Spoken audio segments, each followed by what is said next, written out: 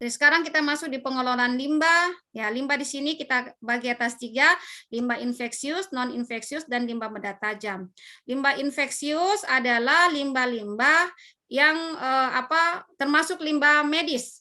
Limbah medis itu contohnya apa? Bahan medis contohnya sarung tangan, masker, ya, kemudian botol infus, ya. Tapi kepada saat kita menaruh botol, usahakan botolnya itu airnya tidak boleh terisi di dalam botol, dibuang karena ini ditimbang, nanti takor nanti puskesmas.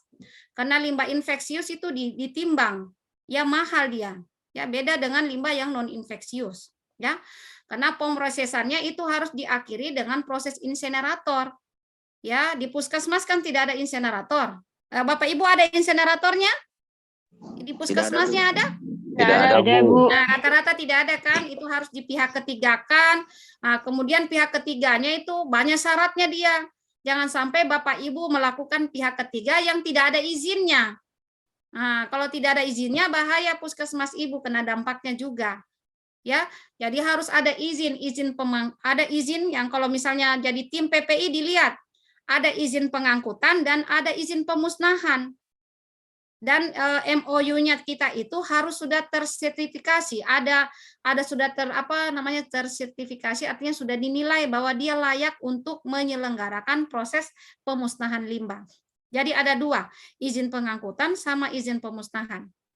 Ya, saya kembali ke izin limbah infeksius. Jadi limbah infeksius dia wadahnya, kantongnya pakai warna kuning.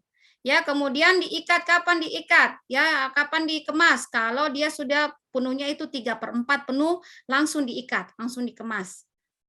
Ya, kemudian pada saat pengangkutan limbah itu harus trolinya dia menggunakan troli yang tertutup, jangan terbuka. Ya, nanti diletakkan di tempat tempat penampungan sementara. Nah, untuk tempat penampungan sementara limbah infeksius ini ada aturannya. Kalau misalnya kita simpan sementara selama 90 hari, maka di puskesmas tersebut harus ada wadah penampung ya, atau ruangan penampung yang suhunya 0 derajat. Kalau dia kita simpan sementara selama 90 hari. Ya.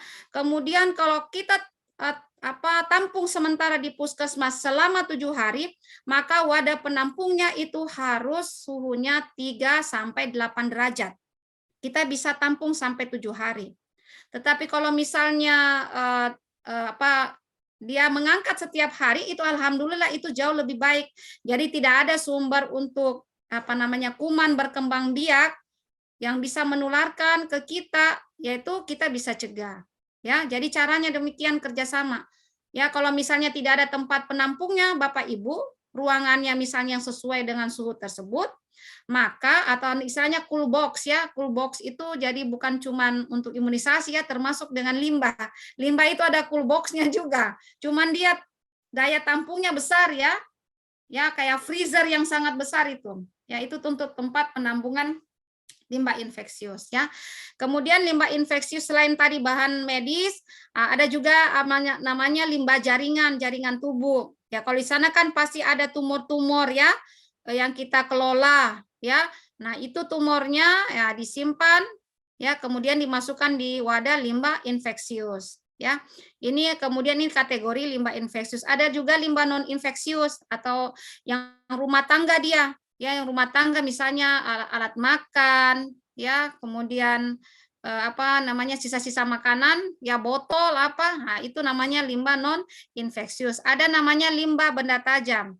Nah, limbah benda tajam sama limbah infeksius ini prosesnya sama dia, pasti diakhiri dengan sampai proses pemusnahan melalui proses insinerator ya. Kalau limbah benda tajam itu ada wadahnya tersendiri namanya safety box ya.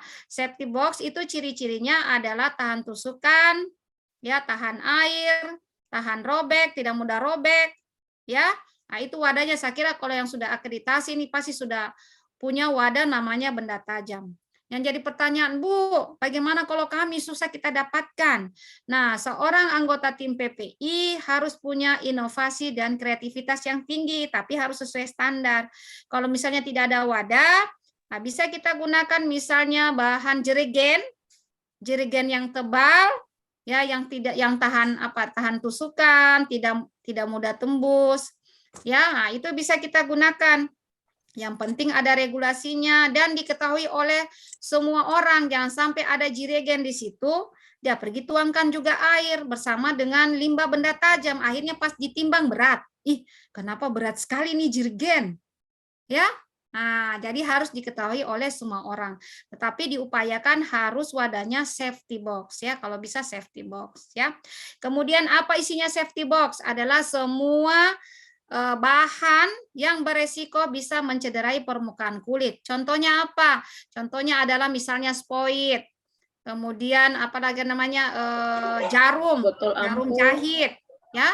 Kemudian apalagi ujungnya pisau ya untuk mengiris. Ya, itu kan beresiko mencederai. Kemudian konektornya apalagi namanya ini impuls, yaitu konektornya di ujungnya digunting. Kemudian yang selangnya dibuang di limbah infeksius. Ya. Jadi caranya mengelola limbah ya, jangan sampai salah penempatannya limbah yang dihasilkan oleh petugas. Nah, pada saat nanti Bapak ditunjuk, Ibu-ibu ditunjuk jadi tim PPI, inilah salah satu kerjanya adalah melakukan monitoring kepatuhan pemilahan limbah oleh petugas. Ya. Nah, jadi ini harus dipantau, betulkah ini petugas sudah menempatkan sesuai yang seharusnya, SPO yang seharusnya. Ya, kalau misalnya tidak sesuai, berarti nanti Bapak Ibu silakan melakukan edukasi kepada semua karyawan, terutama penghasil limbah. Ya, jadi jangan salahkan cleaning service. Cleaning service enggak ada, itu nonsen ya. Jadi yang biasanya salah itu adalah petugas penghasil limbah. Kalau cleaning tidak mungkin dia menghasilkan limbah spoit. Yang adanya itu adalah petugas yang memegang spoit siapa? Ya, bisa dokter, bisa perawat, bisa analis. Ya, mereka yang pegang spoit. Ya, ini ada kasus di rumah sakit saya yang ya kadang-kadang petugas ya kapatuli ya. Nah, jadi yang korbannya siapa? Adalah cleaning service. Cleaning service kan itu kalau dia ambil limbah, ya itu kan dia sebenarnya tidak boleh lagi ditekan sih. Tidak boleh lagi ditekan, harus segera diikat. Ya kadang-kadang biar sudah lewat tidak sesuai standar 3/4, akhirnya pada saat diikat sudah tidak bisa. Nah, biasanya cleaning itu dia tekan-tekan, akhirnya ada jarum yang tertinggal. Nah, itu jadi bisa tertusuk. Nah, ada juga misalnya petugas ya, seharusnya kan kalau habis menyuntik, spoitnya itu kan harus langsung diletakkan di benda tajam. Nah, kadang-kadang itu tidak. Jadi ibaratnya habis buang kotoran, mau dicucikan lagi, mau dicebok sama orang lain. Jangan jadi begitu. Ya, kadang-kadang juga lelah hayati ya kalau di rumah sakit, kalau sudah ditelepon, bilang, Bu, ini ada yang tertusuk. Oh ya, siapa? Karena ada namanya tata laksana pajanan. Kalau yang tusukan di FKTP, karena harus investigasi, jangan sampai spoitnya, jarumnya tadi sumber pajanannya adalah penyakit hepatitis dan HIV. Ya, nah itu ada kasus saya di rumah sakit, ada beberapa, tapi itu sudah beberapa tahun yang lalu. Jadi ada petugas yang itu sumber pajanannya ada yang dari hepatitis, ada yang dari HIV. Tetapi mendapatkan penanganan ya alhamdulillah tidak masuk menjadi infeksi ya, infeksi HIV atau hepatitis. Ya, itu terkait dengan pengelolaan limbah.